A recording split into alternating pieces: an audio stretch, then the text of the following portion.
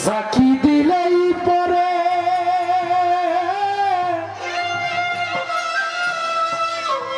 Monitor পাই না, ভারী হয়ে গেছে, একটু ভাষায় দেন। প্রেম করছিলেন কস্তুরী, প্রেম করছিলেন কস্তুরী, না দেখা নবীজি রে, প্রেম কি কদু গাছে ধরে রে।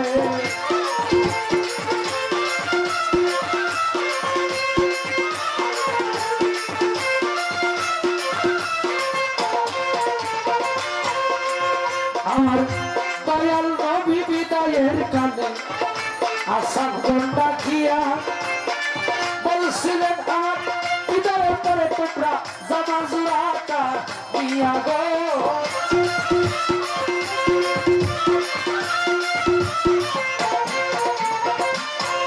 নবী বলে ওয়াশকুরুনি নামে গো পাগলা,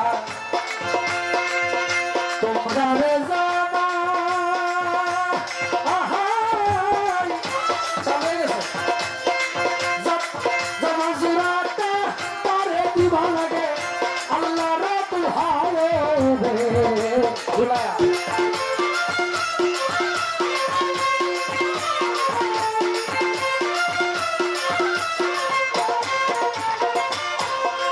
কয়েকদিন পরে নবীজি যখন আমার ওফাত করিল,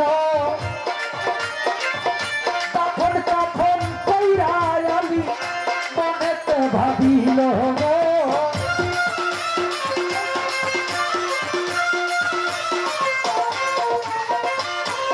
আলী বলে কোন দেশতে থাকে রে পাগলা, গুণের সীমানা আমি পাইলাম না জামা জোড়া হইয়া, আমি পাইলাম না জামা জোড়া হইয়া নবীর জিয়ের জামাই রে।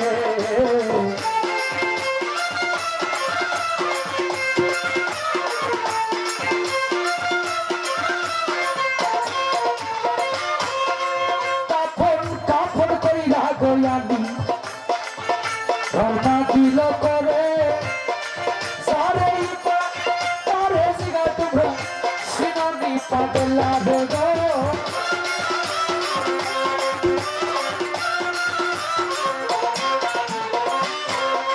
কিছু দূরে গিয়া গোয়ালি কিছু উঠের রাখালে পাইল, রাখাল গদের কাছে আমি জিজ্ঞাসা করিল গো।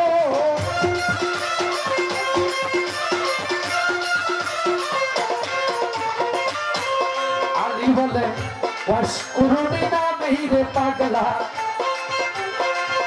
তোমরা রে জানা জানলে পাগলার খবর ভালো লাগে, জানলে পাগলার খবর ভালো লাগে আল্লাহর দুহায় রে।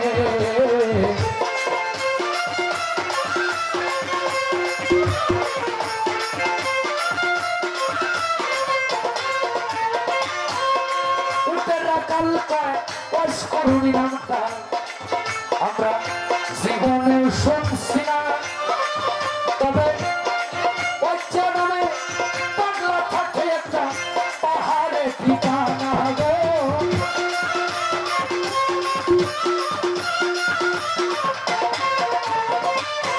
রাখালে কয় যেই দিন হইতে পাগলা আইল আপনার সর্বনাশ, পাগলা রে দেখিয়া রে আমরা, পাগলা রে দেখিয়া আমরা উঠে না গাছে রে।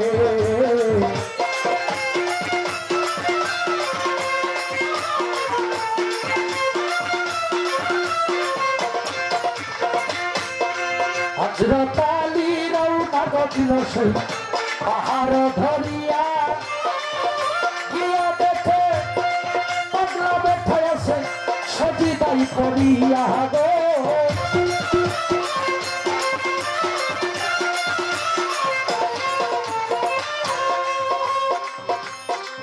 তেইশ কোনটা পার্সেন্ট বেশি আমার কাছে লাগে এটা কমাইতে হবে এই যে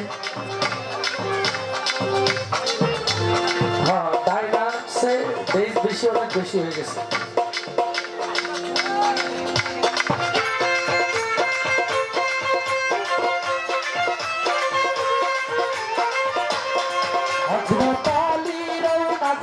সেই পাহাড়ে ধরিয়া গিয়া দেখে পাগলা ব্যথা আছে সজিদাই পড়িয়া গো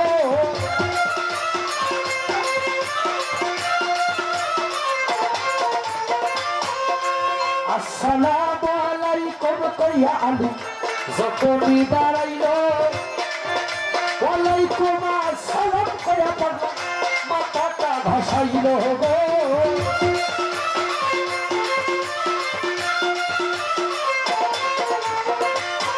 পাগলাই বলে কোন দেশেতে বাড়ি গো তোমার কোন দেশেতে ঘর তাড়াতাড়ি জানলেই বলো আমার নবীজির খবর গো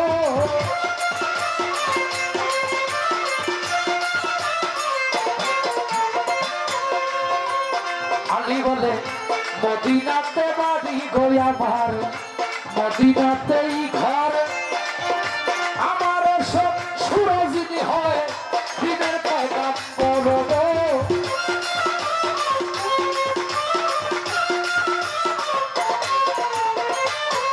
পাগলায় বলে কেমন আছে না আমার মায়ার নবী আমায় জন্ম লিয়া আমার পুরা মুক্তা শীতল করি তোমার মুখে শুনিয়া গো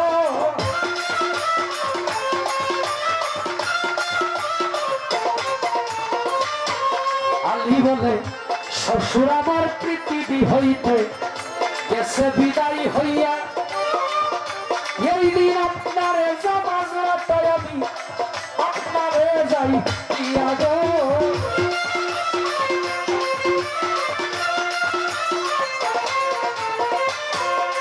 নবীজির বিদায়ের কথা শুনে পাগলা উচ্চাদর মারিল বিরাট এক জঙ্গলার মাঝে সজিদাই পড়িল রে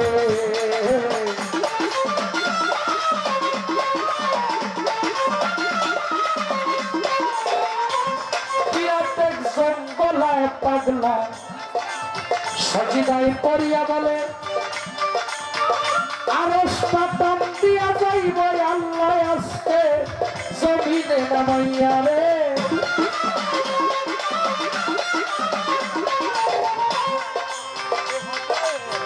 পাগলায় বল আল্লাহ বলে মাথা ভাষাও ওরে আমার পাগলায় আমি বলি যে তোমারে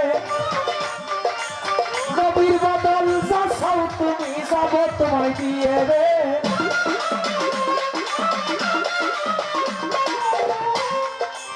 পাগলায় বলে তা হইলে বাপ কইরা দেন আল্লাহ আমার নবী উম্মতের গুনাহ ষোলয় আনা আল্লাহ বলে বাপ করলাম যাও গুনাহ ছাড়িয়া না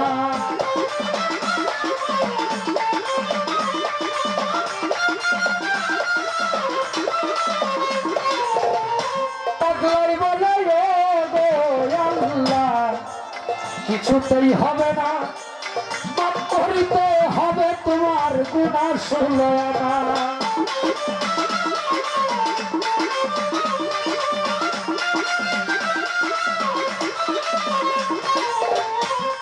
আল্লাহ বলে মাফ কইরা দিলাম রে পাগলা গোটায় আসবে না পাগলাই বলে গো আল্লাহ আমি মাথা ভাসাইতাম না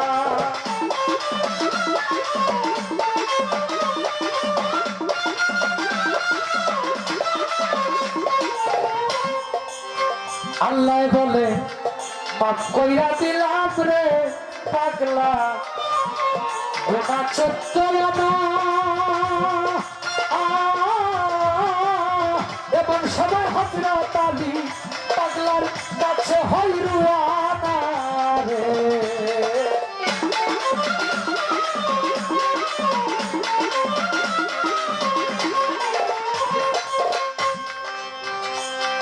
14 আনা গুনাহ যখন ওয়াইস আল কারনি পাগলায় আমার দয়াল নবীর উম্মতের মাফ করাইয়া লইল, এমন সময় হযরত আলী পাগলার কাছে উপস্থিত হইল। আলী বলে, এই দিন আপনার জামা জোড়াটাই আমি আপনারে যাই কইয়া আমার দয়াল নবীর হুকুমে এই জামা জোড়ায় আপনায় দিয়া আমি আলী আমার দেশে যাই চলিয়া। পাগলায় বলে, কি সর্বনাশ করলা রে আলী,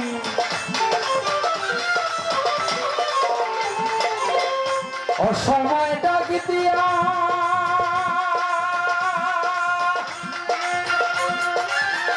একটু পরে ডাক দিলে তোমরা 16 আনা গুনাহ মাফ করাইয়া রে।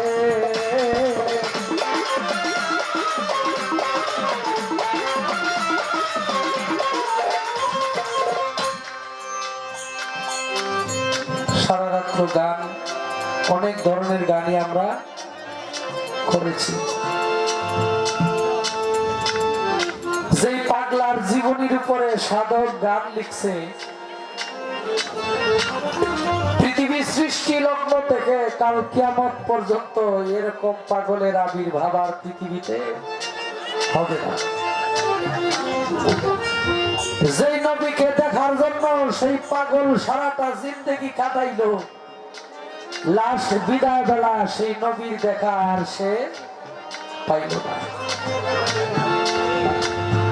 আমার নবী পাক সাল্লাল্লাহু আলাইহি সাল্লাম আরজ করে সাহাবীদেরকে ডাক দিয়া যে আমি বুদয় চলে যাব, আমি যাবার পরে আমার এই জুব্বা জোড়াটা আমি একজন পাগলের সাথে কথা দিছি ওয়াদাবদ্ধ, তোমরা সেই ওয়াইস আল কুরনি নামে পাগল আছে সেই পাগলের কাছে পৌঁছাই দিবা।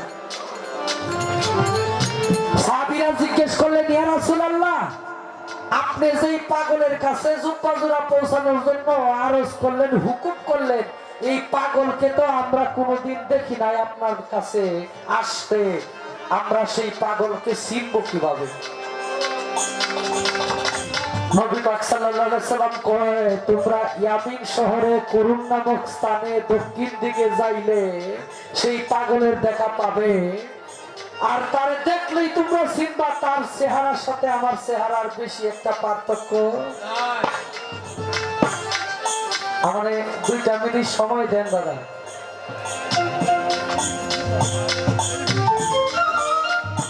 সাহাবীরা গেলেন, হযরত আলী জিজ্ঞেস করলেন উটের রাখাল রে যে আপনারা কি ওয়াইস কুরনি নামে কোন পাগল রে চিনেন? উটের রাখালে কয়, না আমরা ওয়াইস কুরনি নামে কোন পাগল রে চিনি না, তবে ওয়াজ্জা ওয়াজ্জা কইয়া মানুষ ডাকে। পাগলের শরীরে তেমন একটা কাপড় চোপড় নাই, এই পাহাড়ে পয়সা সেজদাই কইরা কি জানি কি জবে। যেদিন থেকে এই পাগল আমাদের এই পাহাড়ে আসছে, এদিন থেকে আমাদের উট ঘোড়ায় ঘাস খায় না, শুধু এই পাগলের দিকে তাকায় থাকে। হযরত আলী চিন্তা করলেন এটাই সেই পাগল হবে। যায়া নবীজি জিয়ার জামাতা সালাম দিলেন, আসসালামু আলাইকুম। পাগলায় মাথা ভাষায় আর কয়, আপনার বাড়ি কই? আপনার শরীর থেকে দেখি আমার মদিনা আর আমার নবীর গন্ধ পাই।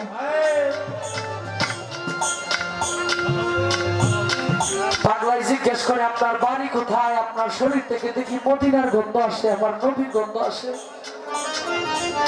আলী বললেন, আমার বাড়ি মদিনায়, আমি নবীর জিয়ার জামাতা, আপনার জন্য আমার নবী জামা জোড়া দিয়া পাঠাইছে। কয় আমার নবী কেমন আছে? কয় আপনার নবী পৃথিবী থেকে চলে গেছে, সেজদায় পড়ে গেলে বাবা দুনিয়াদারি চাইল। একটু সময় দেন, আসলে আমরা তো মানে নিজের স্বাধীনতা নিয়ে মঞ্চে গান করি, এটা আমাদের পেশা। এরকম স্বাধীনতার উপরে হস্তক্ষেপ করলে শুধু একটা গানই গাইতে পারি, কোনো কিছু প্রকাশ করা যায় না। কিন্তু স্বাধীনতা দেয়। হযরত আলী জিজ্ঞেস করলেন যে আপনার এই বয়সে মুখের সমস্ত দাঁত পড়ে গেল, আমি আলী বিষয়টা বুঝলাম না। পৃথিবীর মধ্যে আপনারে আমারে যদি আল্লাহ কয় যে তোমার কি লাগবে তুমি আমার কাছে স্বাভাবিক যে আমার জীবনে কিছু ধন সম্পদ দিয়া ভরপুর করে দাও, কিন্তু এই পাগলা নিজের জন্য কিছু চায় নাই। পাগলাই কইছে আমার নবী যে উম্মতের জন্য সারা জীবন কষ্ট করে গেছে, আল্লাহ তুমি সেই উম্মতের গুনাহ মাফ করায়া। তিন ধরনের ব্যক্তির উপরে আল্লাহর লানত থাকে, আল্লাহর অভিশাপ থাকে। আমার নবী পাক সাল্লাল্লাহু আলাইহি সাল্লামের মুখ থেকে হাদিস, এই ধরনের ব্যক্তির উপরে আল্লাহর লানত থাকে যেই ব্যক্তি পিতা মাতা পায়াও জান্নাত কামাই করতে পারল না, যেই সন্তান পৃথিবীতে মা বাবা পায়া জান্নাত কামাই করতে পারলো না, তার উপরে আল্লাহর লানত। দুই নাম্বার সেই ব্যক্তি যেই ব্যক্তি রমজান মাস পায়া তার জীবনের গুনাহ মাফ করাইতে পারে না। তিন নাম্বার সেই ব্যক্তির উপরে আল্লাহর লানত যেই ব্যক্তি নবীর নাম শোনা মাত্র দুরূদ শরীফ পাঠ করে না। মা বাবা পৃথিবীর মধ্যে এমন একটা বস্তু, আপনি যত বড় আল্লাহর দর্শনী লাভ করে, মা বাবা যদি আপনার প্রতি সন্তুষ্ট না থাকে, এই অলি দিয়া কোনো কাজ হবে না। আপনি মক্কা যাইবেন, মদিনা যাইবেন, হজ করবেন, আপনার হজ কিঞ্চিত মাত্র আপনার জীবনে কোনো কাজে লাগবে না যদি মা বাবা আপনার প্রতি রাজি খুশি না থাকে। এই সম্পদ যেই ব্যক্তি আঁকড়ায় ধরতে পারছে, ওই ব্যক্তির জীবনে এত ইবাদতের দরকার লাগে না। ওই ব্যক্তি সুখে থাকতে এত টাকা পয়সারও দরকার লাগে না। ওই ব্যক্তি ভালো থাকতে এত বড় বড় ক্ষমতাধর ব্যক্তির সাথে সম্পর্ক করতে হয় না। যেই সন্তান মা বাবার খেজমতে থাকে, যেই সন্তান মা বাবাকে রাজি খুশি করে, এই ব্যক্তির জন্য বড় নেতার প্রয়োজন হয় না তাকে বিপদ থেকে উদ্ধার করতে। এই ব্যক্তির জন্য টাকার প্রয়োজন হয় না সুখে থাকতে। এই ব্যক্তির জন্য বড় ডাক্তারের প্রয়োজন হয় না ভালো থাকতে। তাহলে মা বাবার খেজমত করতে হবে, পাগলায় কর।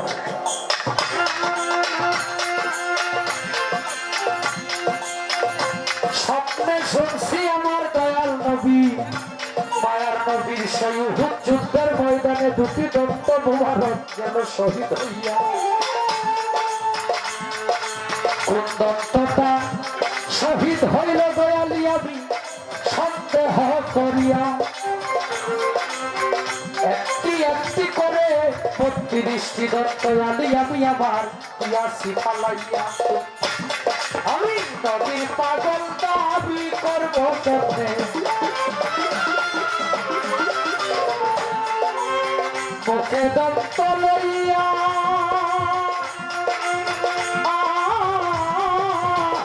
আমার মুখের দন্ত আলি আমি ইয়াসি পালাইয়া রে।